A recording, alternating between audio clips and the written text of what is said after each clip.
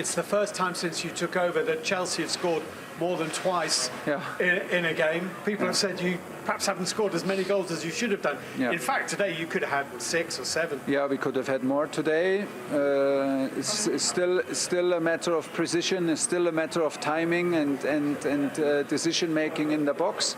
But I'm happy because it gives the boys a lot of confidence to score in a away game. This is still a Premier League match, and this is super hard to score anyway.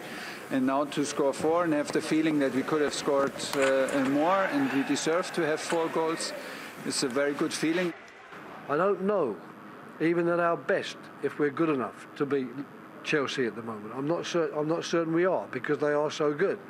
But we are certainly better than we showed in that first half, when in actual fact we come in 3-0 down and basically have to accept that at 0-3, that mountain you've just created for yourself, or decided to attack that mountain, is going to be too big a mountain to climb. The first 20-30 minutes felt really strong from us. It felt like we were really all over it. As soon as we lost it, we were getting it back. We were playing very aggressive, and it was a really good intense start. So that really drove us through the game.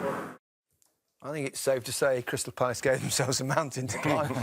Electric performance, you have to say, from Chelsea. No recognised centre-forward, Alan. How did they make that work? Yeah, I thought it was a very clever team selection, Gary, to not play Giroud or Abraham, but instead playing Pulisic, Havertz and Mount, who like to drop deep, whereas the 2 big centre-forwards might want to go up and fight and scrap against the 2 big centre-halves, Kouyaté and Cahill. And those 3 today were just too good for those 2, because they didn't want to come out. They didn't want to go and mark one of them, because if they had then they'd leave the space in behind.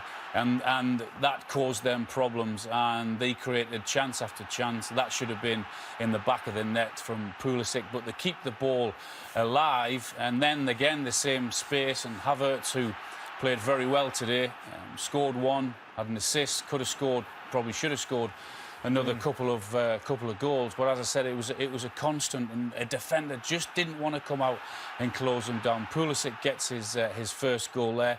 Similar thing again. Look, the 2 centre-halves don't really want to go in, because if they do, then sometimes that happens. I mean, what a piece of skill that was, the touch and the technique, and that's a very, very good save.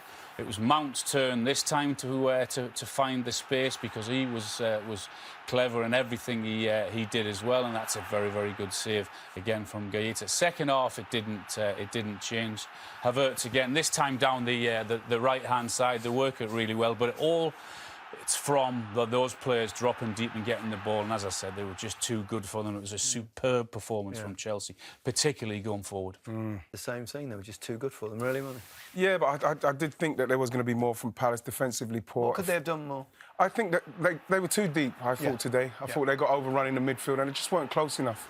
And then when they did get into positions like this, there didn't seem to be a plan to get out. There didn't seem to be any way that they were going to go and cause Chelsea problems. You look at this situation with Eze, he gets the ball, maybe you could play it into him, can you keep it? Then you can maybe get Wilf involved. It didn't happen. Wilfried Zaha involved, didn't happen. Then when you look at the amount of time and space here, like we've seen, Havertz, then he gets to turn, and then once this goes in, again, it was like Roy Hodgson said, it came back to Palace here. He's got not much help around him. He's got no help around him, in fact, loses the ball. And then from there, Chelsea, who were really good today, very sharp. And this is a very good finish. He could have had a hat-trick today. When they did get an opportunity to play out, again, you'd think, OK, what they're doing, where they're going with it, is this going to go down the line?